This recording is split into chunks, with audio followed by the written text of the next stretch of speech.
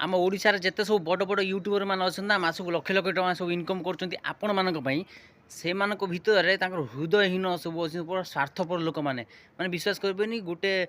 south ୟୁଟ୍ୟୁବର ଅଛି ତା ନାଁ ହେଉଛି ହର୍ଷା ସାଇ ଉଜାଲା ୟାଦବ ମାରିକି ୟୁଟ୍ୟୁବରେ ସର୍ଚ୍ଚ କରିଦେବେ ତାର ଭିଡ଼ିଓ ଦେଖିବେ ୟୁଟ୍ୟୁବରୁ ଲକ୍ଷ ଲକ୍ଷ ଟଙ୍କା ମାସକୁ ଇନକମ୍ କରୁଛି ତାର ନିଜର ଆବଶ୍ୟକତା ଠାରୁ ଅଧିକ ସିଏ ଯେତେବେଳେ ହେଉଛି ଲୋକମାନଙ୍କୁ ସବୁ ବାଣ୍ଟି ଦେଉଛି ଲୋକମାନଙ୍କୁ ନୁହେଁ ମାନେ ଗରିବ ଅସହାୟ ସବୁ